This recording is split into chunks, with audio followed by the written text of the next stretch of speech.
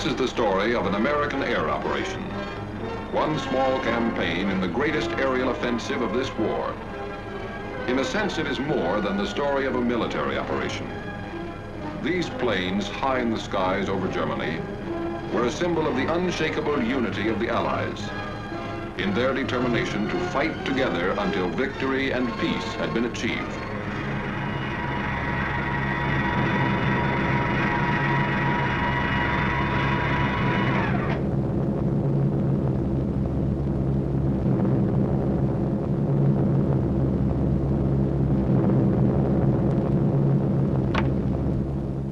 June 2nd, 1944. On this day, 650 American flying fortresses inflicted severe damage on German defenses along the invasion coast.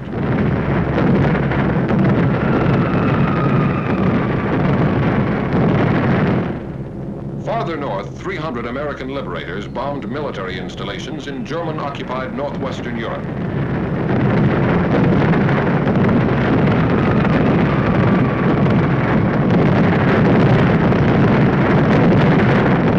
Flak was heavy over some targets. 8 of our planes did not return to their bases. On this same day, June 2nd, 1944, a task force of 150 flying fortresses, escorted by 70 fighter planes, attacked railroad and marshalling yards at Debrecen, Hungary. None of these planes returned to their bases on this day. June 21st, 1944. 300 liberators bombed the Focke-Wulf 190 engine factory at Bosdorf, Germany.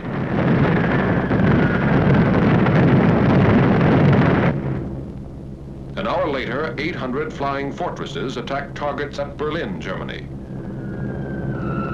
Damage was inflicted on railway stations, freight yards, and factories. Bombs were also dropped on the ministries of war and propaganda, as well as Gestapo headquarters. Over all these targets, flak was intense and accurate. Interception strong and determined.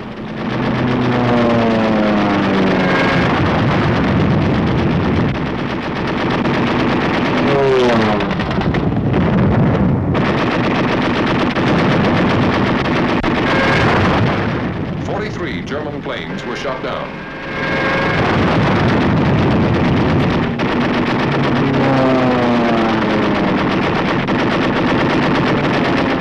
"38 of our own planes did not return to their bases. And on this same day, at about the same time, 155 flying fortresses, escorted by fighters, bombed synthetic oil plants and refineries at Ruhland, 70 miles east of Leipzig, Germany.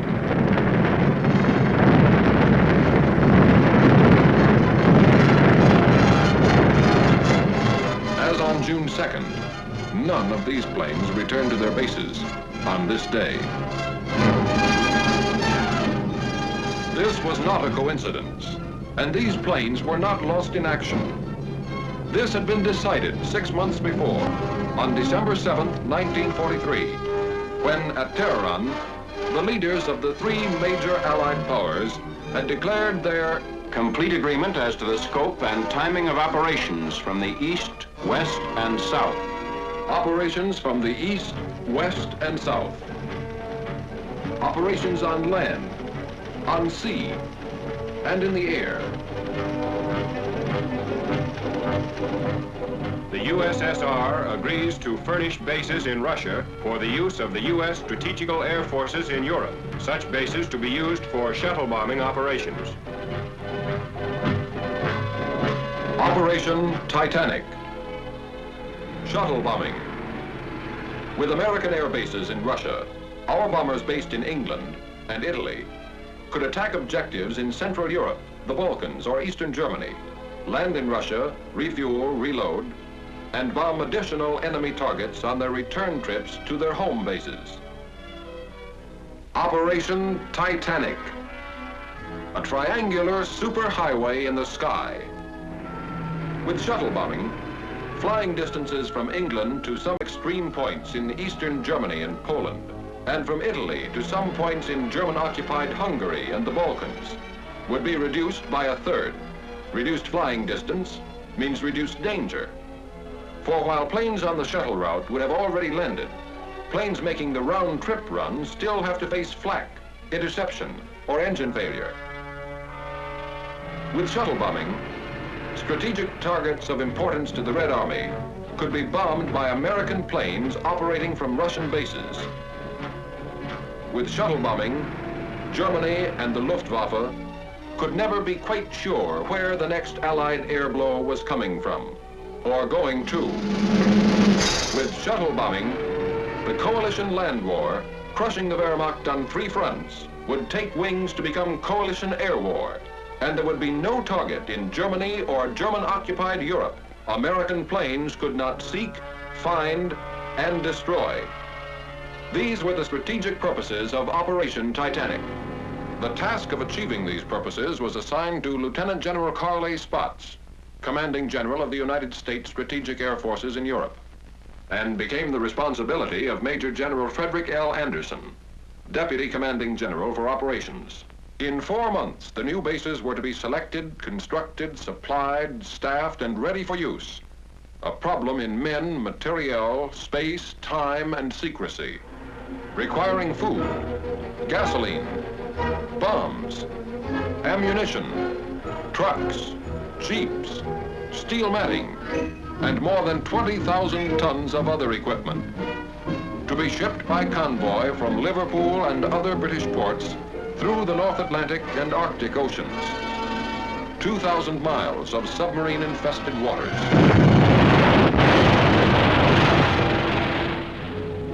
Then from Murmansk, the Soviets' Arctic ice-free port, by rail. An additional 2,000 miles.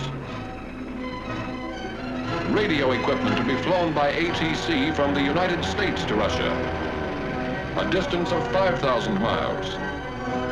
Oil and more gasoline by tank car from Iran and British surplus stocks in the Middle East, 3,000 miles. A task force of expert ground crews transported from the United Kingdom to Cairo through the South Atlantic and the Mediterranean. By rail from Egypt to Palestine. By motor convoy through the Holy Land and Iraq. Then up and over the snow-covered mountains of northern Persia to the southernmost end of the Russian Trans-Caucasian Railroad at Tabriz.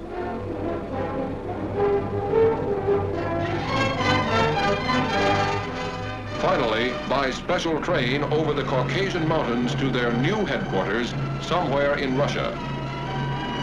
A secret journey of more than 7,000 miles. By the end of 4 months, the bases were ready. And Ambassador Averill W. Harriman and Major General John R. Dean, head of the United States military mission at Moscow, landed on the first American air base on Russian soil. Now, with preparation and organization completed, the task of transforming theory into reality was assigned to the 8th American Air Force, based somewhere in England, and the 15th Air Force, based somewhere in Italy. Early in the morning of June 2nd, crews of bomber and fighter commands of the 15th Air Force were assembled to be briefed for a special mission. A special mission for pilots, navigators, bombardiers, and gunners. And finally, a special word of farewell from Major General Twining, Commanding General of the 15th Air Force. I do not have to impress you with the importance of this mission to the Russian bases. I'm sure you are fully aware of this important event. I would like to mention one thing about which you must be very particular. That is your conduct while at these Russian bases. Be soldierly and neat at all times. The Russian is a fine soldier who appreciates results and one who does not understand big talk. Wish you the best of luck. Goodbye.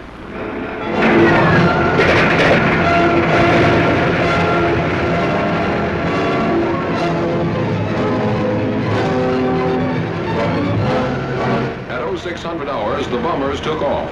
with Lieutenant General Ira C. Aker, Commanding General of the Mediterranean Allied Air Forces, in personal command of the task force, the fortresses left the ground with clockwork precision.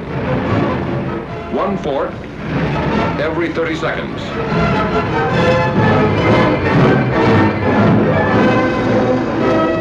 At 0630 hours, their fighter escort followed them into the air. 70 planes in 17 and a half minutes. At 0730 hours, the bombers and the first relay of fighters made rendezvous over the Adriatic, and Titanic 1 was on its way. If the shuttle route to Russia was equally practical from England, was now to be proved by the 8th Air Force. 0100 hours, the morning of June 21st. Somewhere in England, Titanic 2. At 0530 hours, the heavily loaded bombers took off into the fog of an English dawn. 24 minutes later, the first group was in the air, heading northeast to the task force assembly point.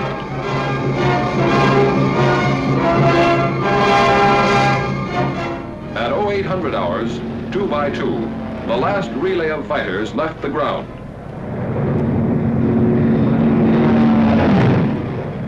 At 0930 hours, flying fortresses and Mustangs made rendezvous high over the German coast, and Titanic 2 was on its way. At 1200 hours, it dropped its bombs on the Ruland oil fields and continued to its new bases somewhere in Russia. That is why on June 2nd, and again on June 21st, American planes did not return to their bases somewhere in Italy or England. For on each of those days, their mission was still unfinished. In a sense, it had only begun.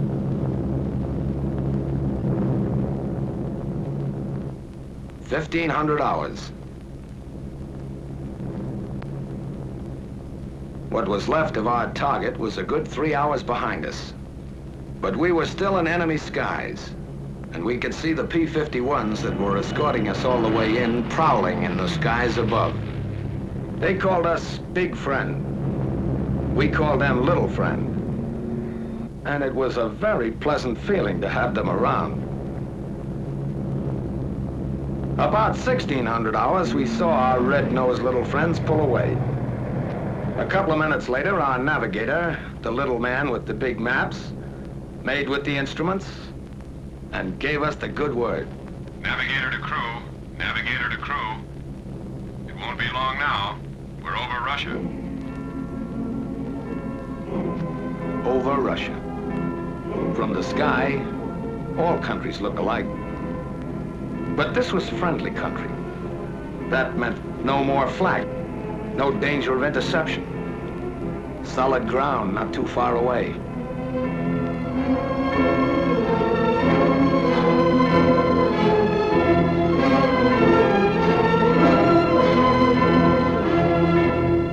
It meant a new country, a new people. Allies we'd heard about, read about, but never seen. How do you get along with people you can't even talk to? Would we like them? Would they like us?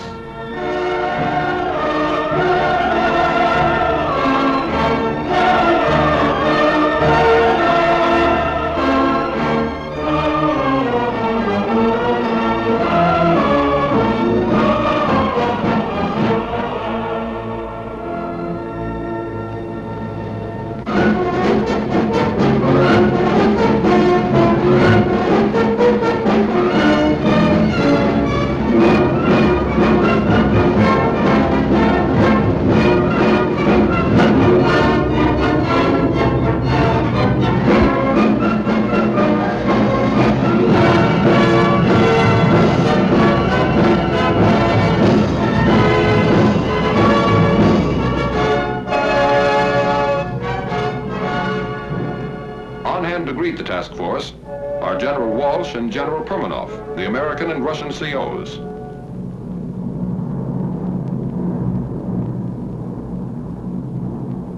Coming in, Base X looked like any other American airfield. neat rows of GI tents. Runways dotted with B-17s. Ground crews at the edge of the field, their faces to the sky. One difference, though, the ruins all around the base. A silent reminder that enemy boots had marched in two directions here quite recently.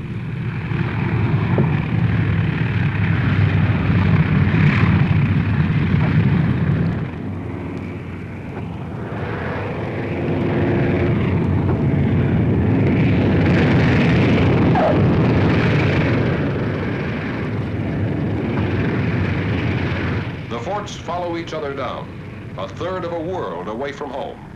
Wheels made in Akron touch steel matting made in Pittsburgh on an American landing field in Russia.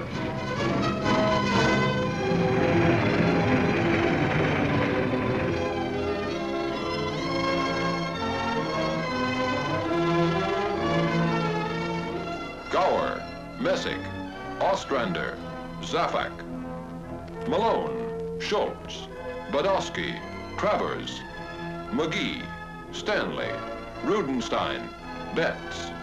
1,000 tourists from 48 states on a short visit between two jobs.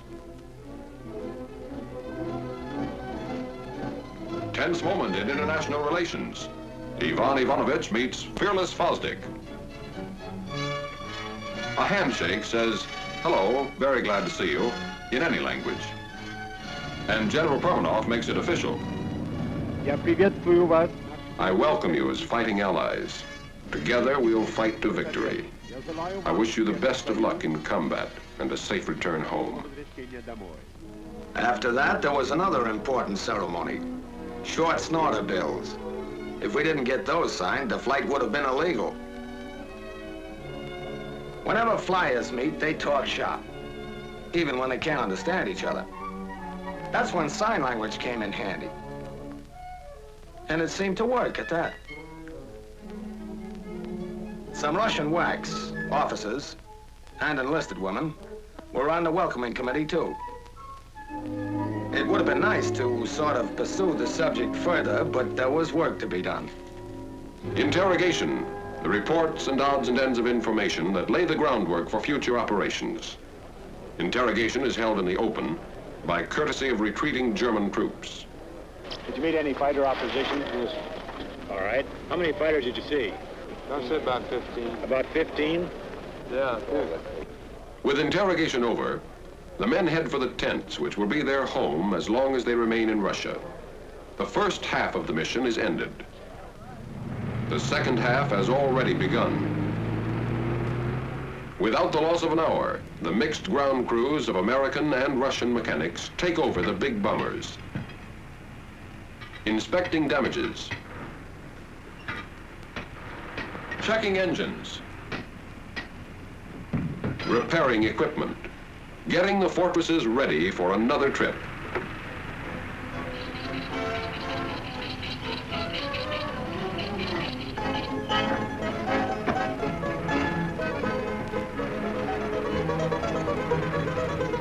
Okay.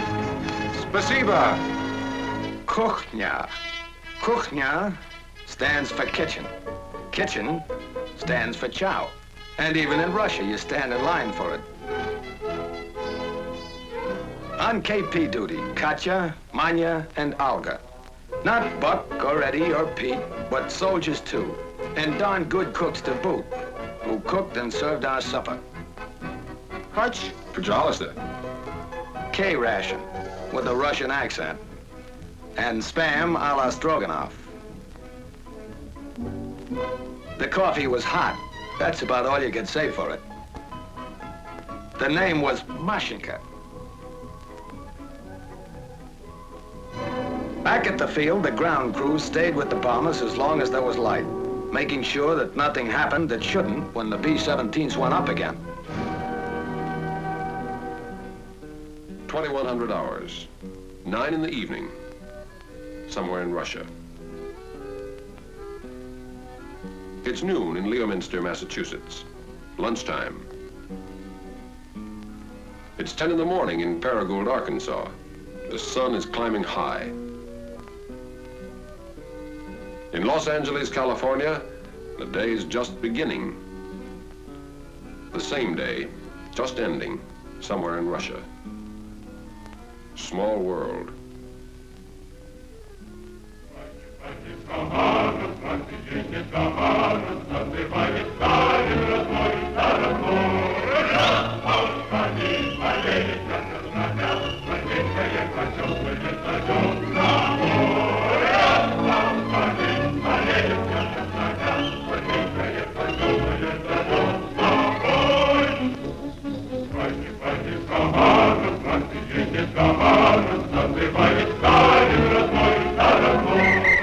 Another day, just beginning, somewhere in Russia.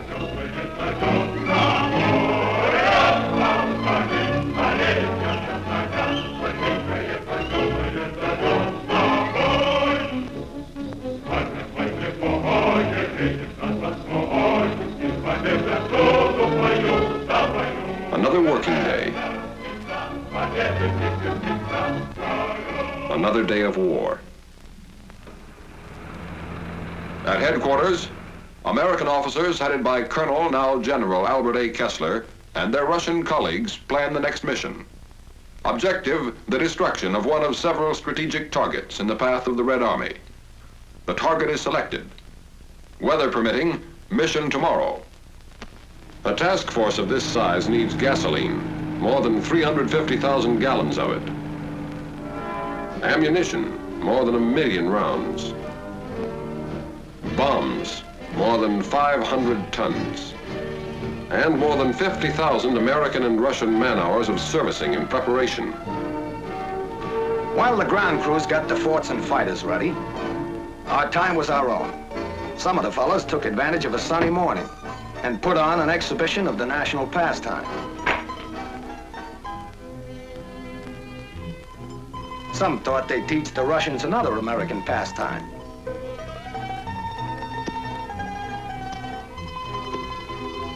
And learned that others had taught too well before them. Some tried to bridge the distance home, to let the folks know their wandering boy was somewhere in Russia last night. Some of us, over lunch of borscht and kasha, talked over tricks of the trade with the Russian fighter pilots, whose small, fast yaks are part of the field's defenses, constantly on the alert. Some tried to preserve the more exotic aspects of Base X, like the American nurses that are stationed there, perfectly at home abroad. Some discussed with the Russians current events, literature, Yeah. sports, Like that? Yeah. and art. Это хорошо. Это дело другое. Some moseyed over to a nearby pasture and found out that milking a cow in Russia is no different than it is in Iowa.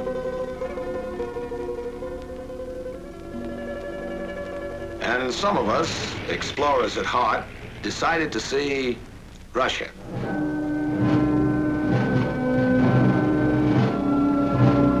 The town near the base is a market center for the adjacent farming district, and the fair was held each year along its main street.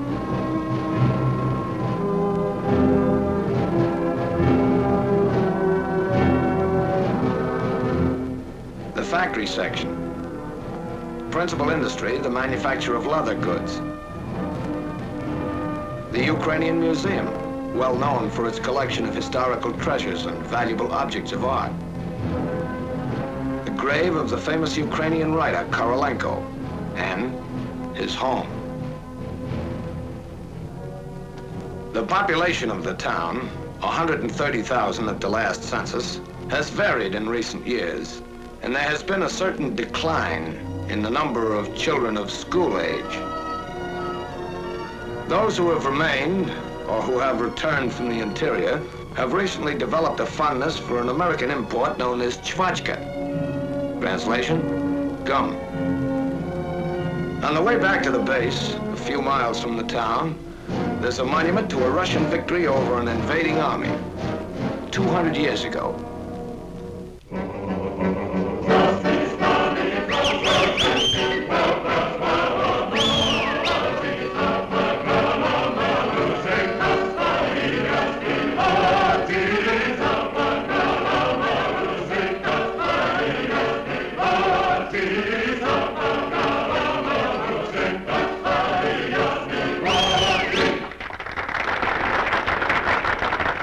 Следующий номер. Украинские народные песни в исполнении хора имени Шевченко.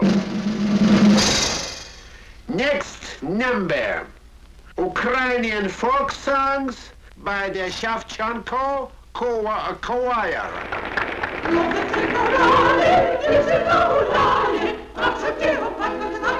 The language and the music are strange, but it isn't necessary to understand the language to understand some of the people here.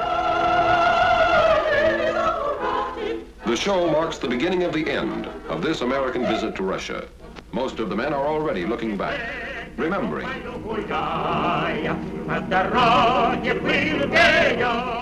Lieutenant John Morris, navigator of Nanticoke, Pennsylvania, who has the Distinguished Flying Cross and the Air Medal with 4 clusters, was particularly impressed by the medals worn by the Russian soldiers. They don't wear ribbons like we do, but the actual medals. Practically every Russian soldier I ran into was loaded with decorations. Captain Percy W. Stressing, pilot of Rochester, New York, thought the show explained a lot about the Russian people. Those Russians sure like to sing and dance. One of the numbers was kind of a tap dance. I think the Russians resemble Americans in a lot of ways. They've got a great sense of humor. They can laugh and enjoy everything, even though their whole country is in ruins.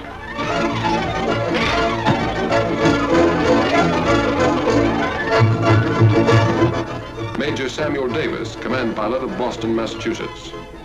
It was good to relax and listen to music and laugh, but you couldn't ever forget there was a war on here. Most everybody was in uniform, men, women, even children. I saw a lot of kids who'd been through plenty of action. Some of them who had medals to prove it couldn't have been more than 10 or 12 years old. One of the other fellows told me he ran into one kid who'd been a sniper with the guerrillas and had 21 notches on his rifle butt.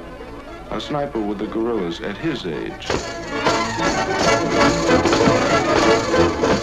Technical Sergeant Louis Zerlnick, engineer gunner of Brooklyn, New York, spent a lot of time with the Russian ground crews.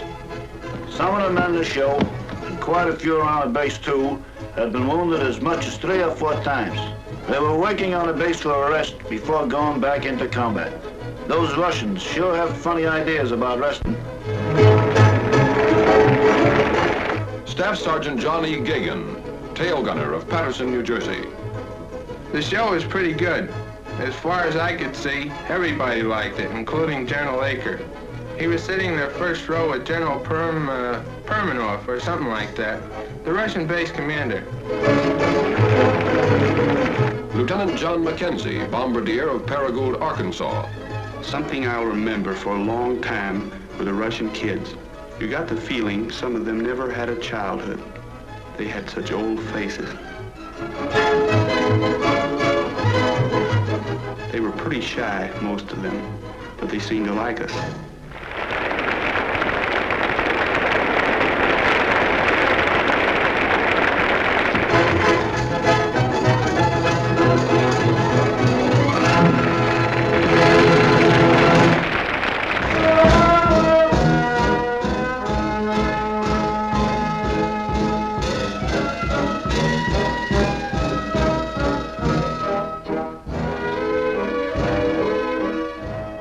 Sergeant Clinton Miller, engineer gunner of Montvale, New Jersey.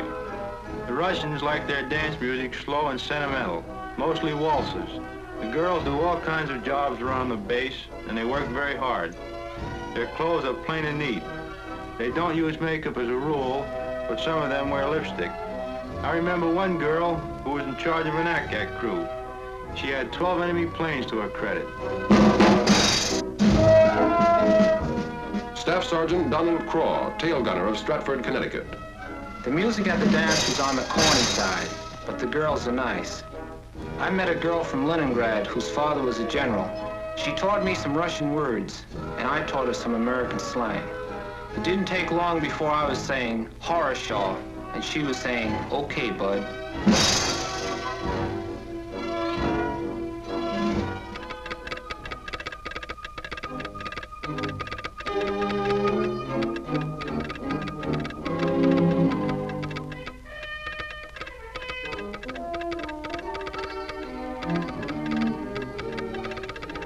Weather? Okay. Takeoff, 0900 hours. Taxi out, 0845. Stations, 0840. Briefing, 0600 hours. Briefing. 0R 1320. Your altitude will be 22,000 feet, which is your bombing altitude. And the place will be the target. Target for today. It may be a locomotive works in Poland, an aerodrome in Hungary, an oil field in Romania, or a tank factory in Germany itself. Whatever the target, today's mission will prove again that no objective in German Europe is secure from American bombers. Your group and wing assembly will be at 12,000 feet over the base. Your bombing altitude will be 22,000 feet. We'll pick up our fighter escort over the front at 11:43. Target time, 13:20. Gas load, 2,700. Bomb load, 10 500-pound GPs. Bomb load, 10 500-pound GPs. GP, general purpose. General purpose, to reduce the enemy's mobility, to disrupt his lines of communication, reinforcement, and supply, to destroy his war machine at its very source, his mines, his mills, his factories, and to deliver a message.